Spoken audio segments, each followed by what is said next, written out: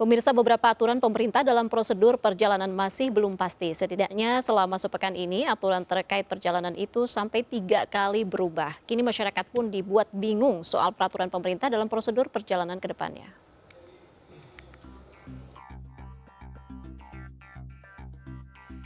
Usai dikritik oleh masyarakat dan sejumlah kalangan, pemerintah kembali memperbaharui peraturan bagi pelaku perjalanan di wilayah PPKM Jawa Bali.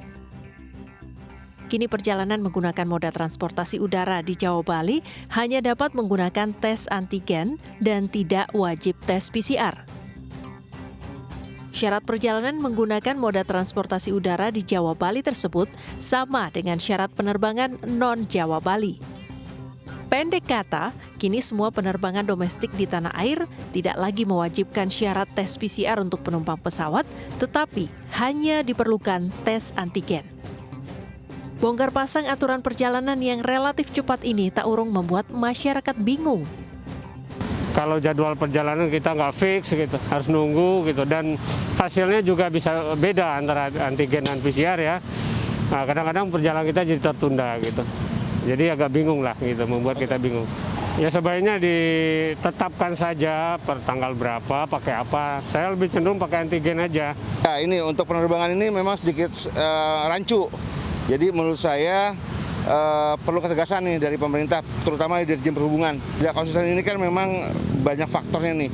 Jadi menurut saya harus segera diberlakukan aturan secara sama gitu ya. Oke. Iya, seharusnya sih dikonsistenin kayak transportasi seperti umumnya aja lah. Seperti yang udah berjalan aja, nggak usah pakai PCR, nggak usah pakai ini, harusnya konsisten juga gitu loh. Kadang aku juga mikir sih, sebenarnya kan kalau vaksin aja cukup nggak sih gitu. Tapi kalau misalnya emang ternyata vaksin itu nggak cukup, antigen aja deh, nggak usah PCR. Harapannya semoga lebih konsisten lagi dalam memberikan keputusan ya.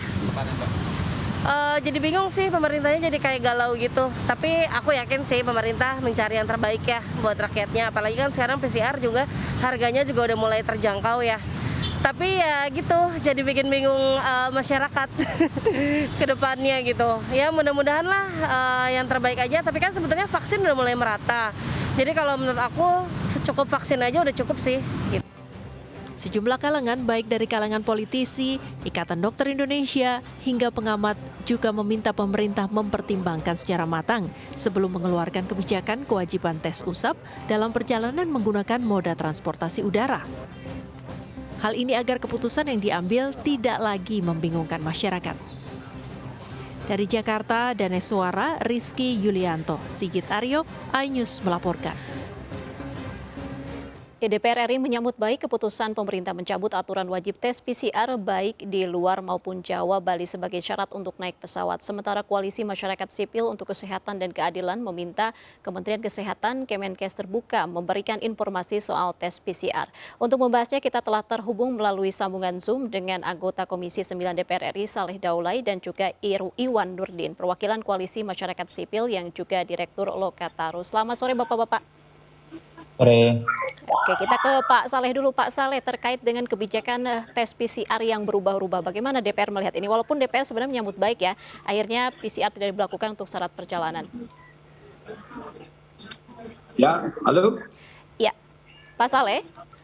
Ya. Pak Saleh, ya, bagaimana Anda melihat DPR sendiri terkait dengan kebijakan tes PCR yang berubah-ubah? Sebelumnya diwajibkan untuk syarat perjalanan, kemudian sekarang sudah tidak diwajibkan lagi, walaupun Jadi, DPR sebetulnya kalau kita lihat ya, ada beberapa isu yang sentral sekali ya berkenaan dengan kewajiban tes PCR-nya ketika orang naik pesawat itu. Jadi pertama tentu orang melihat soal konsistensi pemerintah di dalam menerapkan aturan. Tadi kalau kita lihat wawancara yang barusan selesai tadi, memang masyarakat bertanya, ini kok berubah-berubah aturannya gitu. Bahkan aturan itu sendiri perubahannya sangat cepat ya. Kalau kita lihat pertama yang berubah ya tentu aturan masa berlaku. Dulu awal-awalnya tuh masa berlakunya bisa sampai 2 minggu. Terus berubah jadi seminggu, berubah jadi 2 kali 24 jam, terakhir dirubah lagi 3 kali 24 jam. Nah terakhir berubah lagi tidak diwajibkan. Itu satu. Kemudian yang kedua dari perubahan harga. Dulu harganya itu bisa sampai 2.500.000, bahkan ada yang mematok sampai 3 juta. Kemudian diatur turun lagi harganya 1,9, kemudian diatur turun lagi di atas 500, kemudian turun jadi 350, kemarin 275. Dan ini saya kira juga perlu dilihat. Kemudian aturan ini juga kelihatannya kan diatur oleh banyak kementerian. Kadang-kadang itu dikeluarkan oleh Kementerian Kesehatan, kemudian ada dari Kementerian Perhubungan, ada Kementerian Dalam Negeri. Nah ini juga sebetulnya juga membingungkan, ya sedikit membingungkan karena masyarakat ini lalu mau menerapkan yang mana gitu. Jadi sehingga dengan demikian ini juga jadi persoalan. Kemudian yang kedua soal efektivitas pengujian yang dilakukan oleh PCR. Kalau PCR itu katanya kan efektif nih untuk mengetahui orang terpapar atau tidak terpapar. Tetapi pada saat yang sama pemerintah juga mengakui rapid antigen. Jadi pemerintah juga mengakui efektivitas dari rapid antigen sehingga dibuat klausul dalam keputusan itu untuk penerbangan udara pakai PCR, untuk perjalanan darat pakai antigen. Artinya kalau sama-sama efektif, lalu kenapa mesti harus PCR diwajibkan untuk orang yang naik pesawat? Kemudian yang di darat boleh pakai antigen. Kalau memang antigen tidak diakui, kenapa dia dibolehkan di darat? Kemudian hal yang lainnya satu lagi itu adalah terkait dengan kewajiban untuk melakukan testing tracing ini. Itu kan sebetulnya mestinya dilakukan oleh Satgas dan oleh pemerintah. Tetapi faktanya sekarang ini itu justru digotong royongkan bersama dengan masyarakat. Buktinya adalah bahwa masyarakat diminta untuk ikut wajib PCR ataupun wajib rapid antigen ya ketika melakukan perjalanan. Nah, kalau misalnya sama-sama akurat seperti itu, ya mestinya kita cari yang paling murah. Yang paling murah itu apa? Rapid antigen. Nah, kalau misalnya dia paling murah dan juga sama-sama efektif, saya kira ini akan bisa lebih mudah kita memberikan keyakinan kepada masyarakat untuk ikut bersama-sama bagaimana kita menanggulangi penanganan COVID ini. Dari sisi inilah saya kira yang sempat menjadi isu belakangan, yang sempat memunculkan spekulasi adanya komersialisasi di balik testing dan tracing yang diwajibkan oleh pemerintah dalam kebijakan-kebijakan terkait penanganan COVID. Baik, Pak Saleh, artinya banyak sekali pertanyaan begitu terkait dengan harga PCR yang berubah-ubah, kemudian kebijakan tersebut yang membuat warga bingung. Lalu dari Koalisi Masyarakat Sipil sendiri, Mas Iwan, ini bagaimana melihat ini? Kalau dari yang berubah-berubah kita melihatnya memang ini menandakan bahwa kebijakan ini ada banyak sekali kepentingan dan yang paling mengontrol kepentingan ini ternyata adalah kepentingan bisnis. Jadi bagaimana para pihak itu membuat kebijakan ini berubah-berubah selain mengakibatkan kebingungan, sebenarnya itu menandakan bahwa turunnya harga dari yang sangat mahal kemudian menjadi tetap saja mahal sampai sekarang. Ini menandakan bahwa tujuan PCR itu ternyata bukan difungsikan hanya sebagai testing dan tracing, tetapi juga ada para pihak yang membuat kebijakan ini, saya menyebutnya itu sebagai penunggang gelap lah gitu ya, yang mengambil keuntungan. Jadi kebijakan ini kan menciptakan pasar PCR itu menjadi membesar gitu, karena diwajibkan gitu. Dan mereka mendapat keuntungan yang sangat besar di moda transportasi udara. Kalau kita lihat per bulan lalu rata-rata di 5 bandara besar saja itu orang yang melakukan perjalanan udara itu lebih dari 1 juta orang di 5 bandara besar saja. Itu menandakan besarnya perputaran uang dari bisnis ini. Jika kebijakan yang sekarang misalnya hanya ditujukan kepada orang yang vaksin sekali gitu ya, berarti ada 127 orang, 127 juta potensi pasar karena hanya 73 juta dari 193 juta yang telah divaksin itu hanya 73 jutanya yang telah divaksin lengkap. Nah, ini kan menandakan bahwa ada besar potensi di bisnis semacam ini. Nah, mengapa kebijakannya itu banyak sekali? Kadang dari Menteri Perhubungan, kadang dari instruksi Menteri Dalam Negeri, bahkan juga Satgas BNPB. Jadi banyak hal yang menandakan bahwa ada banyak sekali ruang masuk mempengaruhi kebijakan ini. Nah, saya kira ini harus dievaluasi. Audit secara lengkap itu harus dilakukan terhadap kelembagaan ini dalam mengelola apa yang disebut dengan testing dan tracing, termasuk juga standar-standarnya. Kalau kita lihat standar-standar yang telah dilakukan, mengatakan bahwa BPKP telah melakukan audit sehingga menetapkan harga yang bisa dilakukan untuk tes PCR. Namun kan masyarakat tidak dilibatkan apa sesungguhnya komponen-komponen yang paling utama. Apakah komponen utama itu regen yang berasal dari impor gitu. Kemudian karena sudah banyak sekali impor masuk, kemudian sekarang kabarnya barang-barang itu sudah hampir kadaluarsa sehingga harus digenjot, kalau tidak akan mengakibatkan kerugian pada pihak-pihak tertentu atau semacam apa. Nah, ini semua menandakan bahwa ada mafia kesehatan yang sangat besar di dalam proses-proses yang disebut dalam kebijakan-kebijakan kita ini, dan ini sangat merugikan masyarakat. Baik, Mas Iwan, saya mau ke Pak Saleh terlebih dahulu. Pak Saleh, importir alat PCR Oktober 2021 ini mencapai 2,27 triliun jika dibandingkan Juni saat kasus tinggi hingga 523 miliar. Kenapa para importir ini begitu percaya diri begitu, padahal kasus saat ini melandai? Jadi justru sebetulnya kan apa yang diinginkan oleh pemerintah dari pemberlakuan testing ini itu sebetulnya kan adalah untuk mengetahui peta persebaran COVID di Indonesia. Sebetulnya tujuannya baik ini.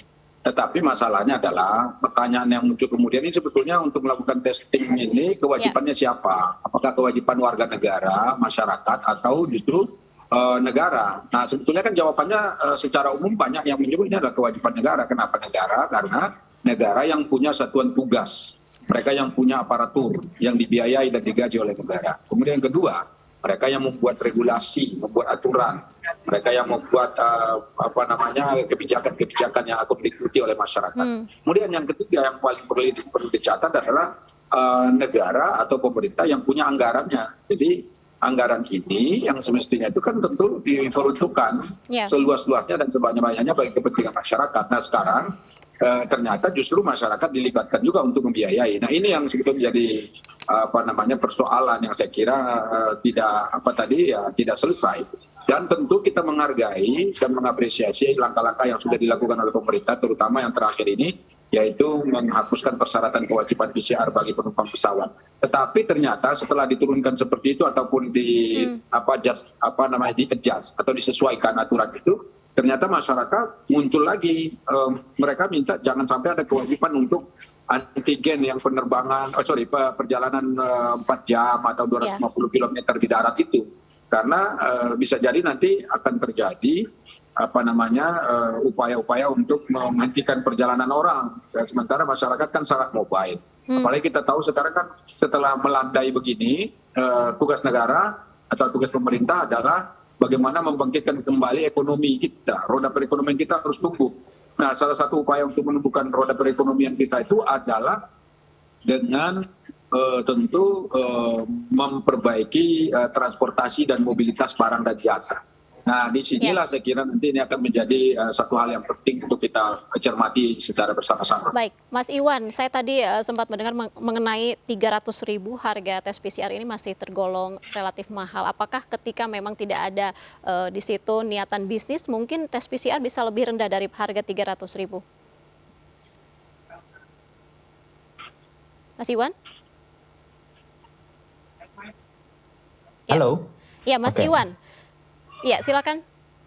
Karena kewajiban negara melakukan testing dan melihat peta persebaran daripada COVID-19 ini, maka yang harus dilakukan itu adalah testing yang dilakukan oleh negara. Dan jika masyarakat dilibatkan dalam proses ini, seharusnya negara memberikan satu subsidi yang cukup dalam proses ini. Dan harganya tentu akan lebih terjangkau. Dan ini semua konteksnya itu adalah penanggulangan wabah COVID-19. Jadi nggak bisa disatukan dengan apa yang disebut dengan menyelamatkan bisnis kelompok-kelompok tertentu. Karena itu saya kira di masa yang melandai ini penting untuk dilakukan perombakan. Tim harus dirombak supaya lebih bisa melakukan audit yang lebih jelas terhadap keseluruhan proses bagaimana kita melakukan usaha-usaha penanggulangan ini secara lebih efektif. Karena sudah terlalu banyak kepentingan bisnis yang masuk dari semua segi.